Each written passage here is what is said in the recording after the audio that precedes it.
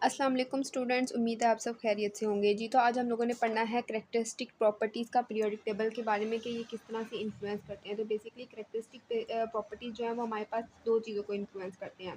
सबसे पहले periodicity of elements, ठीक है, और दूसरा है केमिकल रिएक्टिविटी ऑफ एलिमेंट्स।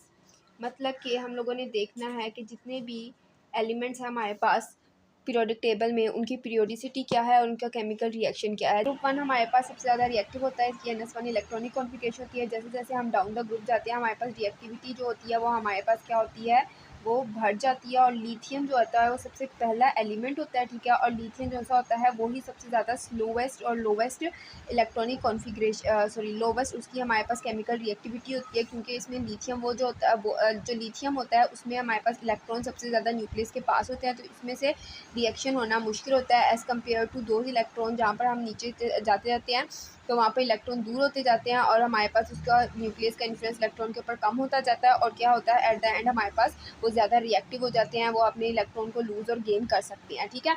तो इसमें हम लोगों ने डिफरेंट करेक्टरिस्टिक्स को, डिफरेंट प्रॉपर्टीज़ को पढ़ना है। सबसे पहले जो है वो है हमारे पास मेटेलिक करैक्टर।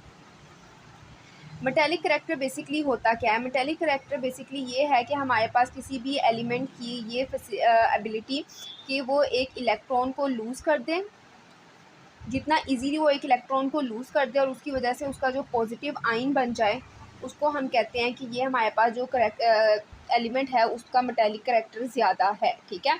अब अगर हम अलोंग द ग्रुप और अलोंग द पीरियड बात करते हैं तो ग्रुप में हमारे पास क्या होता है कि मैंने आप लोग को पहले बताया कि जैसे जैसे हम नीचे जाते जाते हैं हमारे पास इलेक्ट्रॉन दूर होते जाते हैं न्यूक्लियस से, उनका इन्फ्लुएंस कम होता जाता है और हमारे पास एट द एंड इलेक्ट्रॉन निकालना बहुत ज़्यादा ईजी हो जाता है। तो जैसे जैसे डाउन द ग्रुप हम जाते हैं हमारे पास क्या होती है, मेटेलिक करैक्टर इंक्रीज हो जाता है, ठीक है, और रिएक्टिविटी क्या हो जाती है, वो भी हमारे पास इंक्रीज हो जाती है।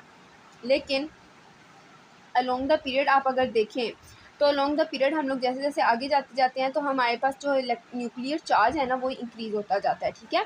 न्यूक्लियर चार्ज जब इंक्रीज़ हो रहा है मतलब सिर्फ इलेक्ट्रॉन्स बढ़ रहे हैं, न्यूक्लियस का इन्फ्लुएंस ज़्यादा स्ट्रॉन्ग हो रहा है, हमारे पास एटॉमिक साइज़ में कोई डिफरेंस नहीं आता है। यहाँ पर एटॉमिक साइज़ इंक्रीज़ होता है, यहाँ पर एटॉमिक साइज़ नहीं इंक्रीज़ होता, सिर्फ इलेक्ट्रॉन इंक्रीज़ हो रहे हैं, न्यूक्लियर चार्ज बढ़ रहा है। तो हमारे पास एट द एंड क्या होगा कि जैसे जैसे हम एट द एंड जाते जाएंगे इन्फ्लुएंस हमारे न्यूक्लियस का लास्ट इलेक्ट्रॉन्स पर ज़्यादा होता जाएगा और पीरियड में हमारे पास क्या होता है कि मेटेलिक करैक्टर डिक्रीज़ हो जाता है, ठीक है। पीरियड के अलॉन्ग हमारा मेटेलिक करैक्टर जो होता है वो हमारे पास डिक्रीज़ हो जाता है। रिएक्टिविटी बेसिकली क्या है, रिएक्टिविटी भी हमारे पास मेटेलिक करैक्टर के सेम है कि इलेक्ट्रॉन लूज़ होगा तो वहाँ पर हमारे पास जितने अच्छे से इलेक्ट्रॉन वो लूज़ करेगा वो उतना ज़्यादा रिएक्टिव है, ठीक है, किसी दूसरे को अपना इलेक्ट्रॉन दे रहा है उसके साथ शेयर कर रहा है, ठीक है।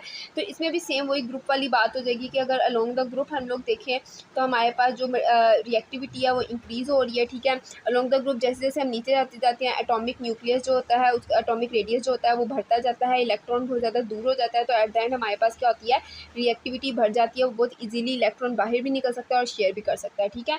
लेकिन अलोंग द पीरियड वही बात कि हमारे पास न्यूक्लियर चार्ज जो होता है वो इंक्रीज़ कर जाता है और इतना इंक्रीज़ कर जाता है कि उसका इलेक्ट्रॉन का बाहर निकलना है या उसको किसी दूसरे की ज़रूरत होना बहुत ज़्यादा टाइम टू टाइम मुश्किल हो जाता है। तो इसमें रिएक्टिविटी जो होती है वो हमारे पास डिक्रीज़ हो जाती है, ये बहुत ज़्यादा लेस रिएक्टिव होते हैं, ठीक है। सो नेक्स्ट जो हमारे पास लास्ट पॉइंट है वो है डेंसिटी। डेंसिटी की अगर हम बात करें तो डेंसिटी भी अलोंग द ग्रुप जो है ये हमारे पास इंक्रीज़ होती है।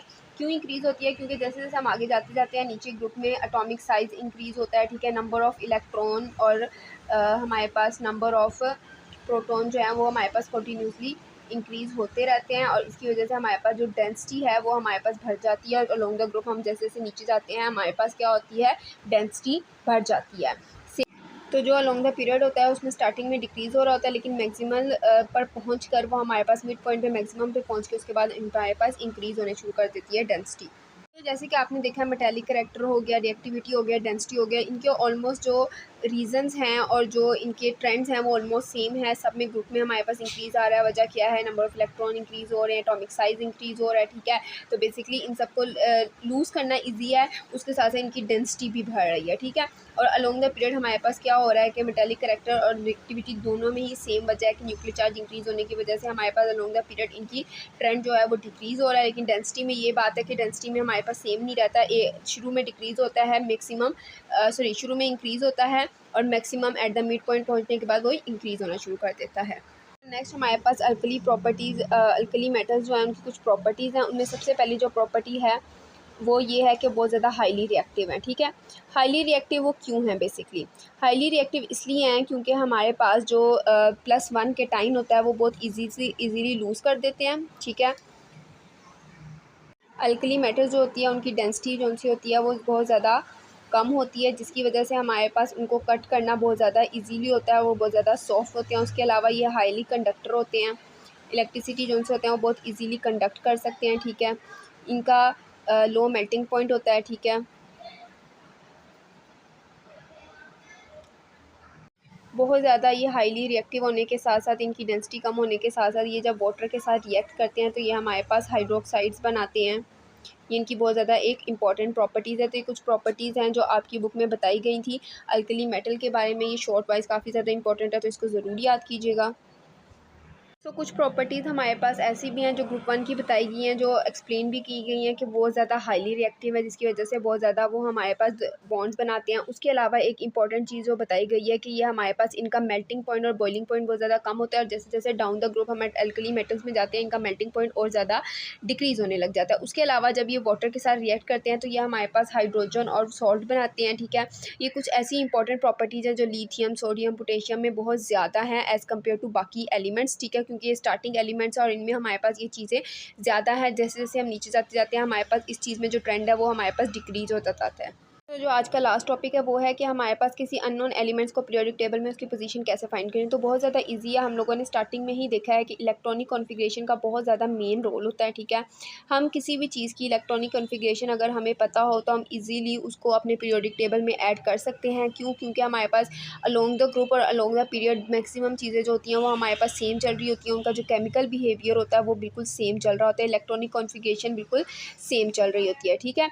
जैसे कि अगर NS1 है तो हमें पता है कि ग्रुप 1 से NS2 है, तो हमारे पास हमें पता है वैलेंस शेल अगर NS2 है तो हमें पता है कि हमारे पास ग्रुप 2 से है, ठीक है, एंड सो ऑन। इस तरह की हम लोग को इलेक्ट्रॉनिक कॉन्फ़िगरेशन से एलिमेंट का पता चल जाता है। उसके अलावा हम लोगों ने प्रीवियस जो चीज़ें पढ़ी हैं, हमारे पास एटॉमिक साइज़ आ गया, शील्डिंग इफेक्ट आ गया, ठीक है।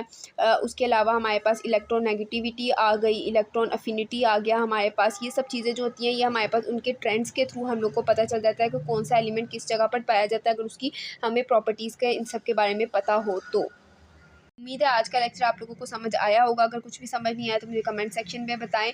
ज़्यादा से ज़्यादा वीडियोज़ अपने फ्रेंड्स में शेयर करें ताकि उनको भी फ़ायदा हो और आपको भी फ़ायदा हो। आज के लिए अल्लाह हाफ़िज़।